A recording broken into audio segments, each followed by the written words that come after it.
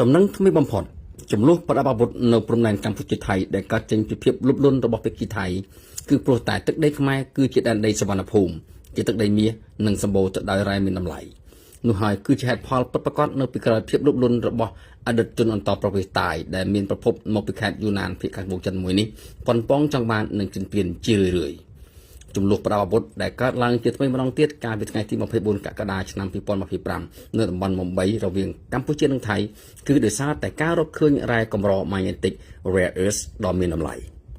ក្រុមហ៊ុនធំបំផុតមួយរបស់កម្ពុជាឈ្មោះ UMS បានរកឃើញរ៉ែដីកម្រនេះនៅលើផ្ទៃដីទំហំ 4.6 ពាន់គីឡូម៉ែត្រការ៉េនៅជុំវិញតំបន់ប្រាសាទព្រះវិហារដែលមានតម្លៃប៉ាន់ស្មានប្រមាណជា $6,000 លានអាមេរិករឿងរ៉ែមានតម្លៃមហាសាលនេះគឺស្ទើរតែជារឿងមិនពិតទេសម្រាប់កម្ពុជាពីព្រោះផលទុនជាតិសរុបរបស់កម្ពុជាសម្រាប់មនុស្សម្នាក់គឺមានត្រឹមតែ$1,700 អាមេរិកតែប៉ុណ្ណោះចំពោះកម្ពុជាដំណឹងនេះគឺហាក់ដូចជាពួកគេកំពុងតែត្រូវឆ្នោតរង្វាន់ធំដូចនោះដែរប៉ុន្តែដំណឹងនេះក៏បានបញ្ចេញមហិច្ឆតាលុបលន់ឈានពៀនកាន់តែខ្លាំងឡើងពីស្ដេចថៃនិងក្នុងចំណោមមេដឹកនាំយោធាថៃហើយពួកគេក៏ប្រើគ្រប់មធ្យោបាយដើម្បីធ្វើយ៉ាងណាឲ្យតំបន់ព្រំដែនខ្លាយជាតំបន់ក្តៅបំផុតនៃចំនួនទឹកដីថៃនិងកម្ពុជាជាពិសេសតំបន់ប្រាសាទព្រះវិហាររបស់កម្ពុជាដែលពួកគេចង់បានបំផុតដោយសារតែរ៉ែកម្រប្រភេទនេះគឺមានសារៈសំខាន់យ៉ាងខ្លាំងសម្រាប់បច្ចេកវិទ្យាយោធាជាច្រើននិងការផលិតគ្រឿងអេឡិចត្រូនិកផ្សេងៗភាពតានតឹងក៏បានផ្ទុះឡើងប្រទេសទាំងពីរម្នាក់សុទ្ធតែចង់គ្រប់គ្រងតំបន់នោះដើម្បីយករ៉ែកម្រនោះទៅលក់ឲ្យសហរដ្ឋអាមេរិកដូច្នេះចំនួននេះគឺមិនគ្រាន់តែជាការប្រយុទ្ធគ្នាដើម្បីដណ្ដើមទឹកដីនៅក្នុងតំបន់ប៉ុណ្ណោះទេប៉ុន្តែវាថែមទាំងជាការប្រយុទ្ធគ្នាកម្រិតខ្ពស់មួយដើម្បីដណ្ដើមធនធានដណ្ដើមអំណាចនិងដណ្ដើមភូមិសាស្ត្រនយោបាយផងដែ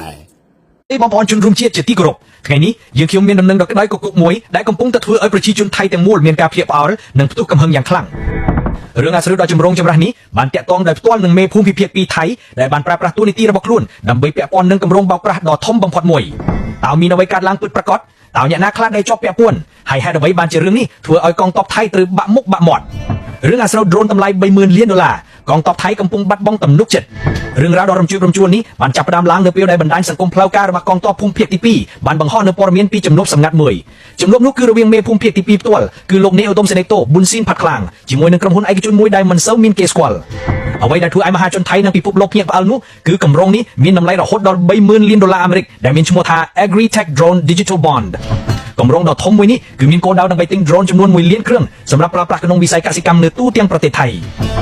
និយាយឲ្យត្រង់គម្រោងនេះមើលទៅហាក់បីដូចជាគម្រោងដ៏ល្អមួយសម្រាប់ជាតិប៉ុន្តែការពិតនៅពីក្រោយនោះគឺពោពេញទៅដោយរឿងរ៉ាវគួរឲ្យសង្ស័យនិងហានិភ័យធ្ងន់ធ្ងរ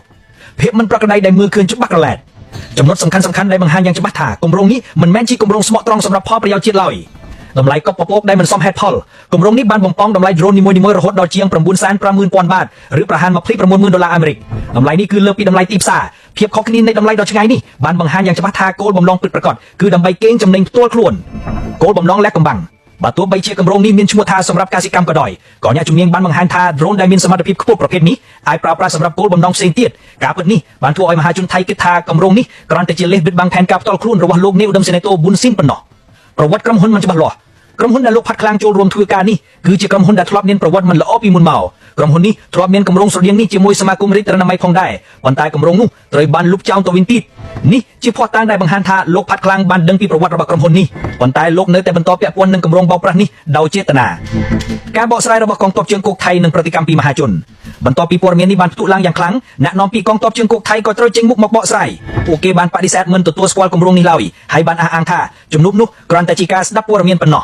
ការបកស្រាយនេះបានបង្ហាញយ៉ាងច្បាស់ពីភាពប្រៃឆានៅក្នុងជួរកងទ័ពថៃវាជាការសារភាពដោយប្រយោជន៍ថាលោកនាយឧត្តមសេនីយ៍តូប៊ុនស៊ីនបានធ្វើសកម្មភាពដែលធ្វើឲ្យស្ថាប័នកងទ័ពត្រូវប្រឈមមុខនឹងបញ្ហាប្រតិកម្មពីមហាជនថៃគឺមានលក្ខណៈចំនិងមុតស្រួចនៅលើបណ្ដាញសង្គម Facebook មតិយោបល់ជាច្រើនបានបង្ហាញពីការខកចិត្តយ៉ាងខ្លាំងចំពោះទង្វើរបស់លោកប៊ុនស៊ីននិងកងទ័ពទាំងមូលមហាជនយល់ឃើញថាយោធាបានប្រើប្រាស់លេសផលប្រយោជន៍ជាតិដើម្បីបិទបាំងនូវផលប្រយោជន៍ផ្ទាល់ខ្លួនពួកគេយល់ឃើញថាលោកប៊ុនស៊ីនគ្រាន់តែជាឧបករណ៍មួយដែលត្រូវបានគេប្រើប្រាស់ដោយក្រុមអ្នកមានអំណាចនៅពីក្រោយឆាកប៉ុណ្ណោះសំឡេងពីមហាជនអ្នកប្រើប្រាស់បណ្ដាញសង្គម Facebook ម្នាក់បានសរសេរថាសូមកុំយកគុណធម៌ដែលធ្លាប់បានធ្វើទៅប្រឡាក់ប្រលាស់ជាមួយនឹងអំណាចដ៏អាក្រក់និងខុសឆ្គងសូមឈប់ទៅមតិមួយទៀតដែលត្រូវបានសរសេរទៅផ្ទាល់ទៅកាន់លោកប៊ុនស៊ីនបានសរសេរថា ឯកជនកំពុងព្យាយាមឆក់ឱកាសយកកេរ្តិ៍ឈ្មោះរបស់លោកមកបង្កើតផលប្រយោជន៍សម្រាប់គម្រោងរបស់ពួកគេសូមប្រុងប្រយ័ត្នផងលោកមេភូមិភិភាពអ្នកប្រើប្រាស់បណ្ដាញសង្គម Facebook ថៃម្នាក់ទៀតបានបញ្ចេញមតិយោបល់យ៉ាងមុតស្រួយថាការការពារប្រទេសគឺគ្រប់គ្រាន់ហើយហេតុអ្វីក៏ទ្រូតទៅគិតរឿងកសិកម្មទៀតមតិនេះមានលក្ខណៈខ្លីក៏ដោយក៏វាមានអត្ថន័យជ្រៅណាស់ផងដែរវាបានបង្ហាញពីការយល់ដឹងរបស់ប្រជាជនថៃដែលមើលឃើញយ៉ាងច្បាស់ពីភាពមិនប្រក្រតីនៃគម្រោងរបស់យោធាមតិនេះបានចោទជាសំណួរថាតើយោធាមានភារកិច្ចអ្វីពិតប្រាកដភារកិច្ចរបស់ពួកគេគឺការពារប្រទេសមិនមែនត្រូវទៅធ្វើកសិកម្មនោះទេមតិនេះក៏បង្ហាញពីភាពធន់ធ្លាយរបស់ប្រជាជនថៃចំពោះការឃោសនារបស់យោធាពួកគេលែងជឿទៀតហើយថារាល់សកម្មភាពទាំងអស់របស់យោធាគឺដើម្បីផលប្រយោជន៍ជាតិផ្ទុយទៅវិញពួកគេយល់ឃើញថាយោធាកំពុងតែស្វែងរកវិធីសាស្ត្រថ្មីៗដើម្បីកេងចំណេញពីតួនាទីរបស់ខ្លួន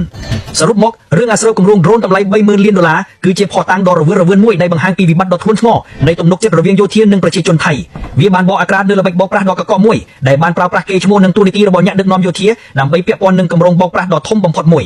នេះមិនមែនជាការខុសឆ្គងទូទៅនោះទេព្រោះលោកប៊ុនស៊ីនមិនមែនគ្រាន់តែជាអ្នកដឹកនាំយោធាឆ្នើមដែលខ្វល់ខ្វាយពីជាតិឡើយលោកគឺជាអ្នកដែលមានចេតនាពង្រីកអំណាចនិងផលប្រយោជន៍ផ្ទាល់ខ្លួនផងដែរ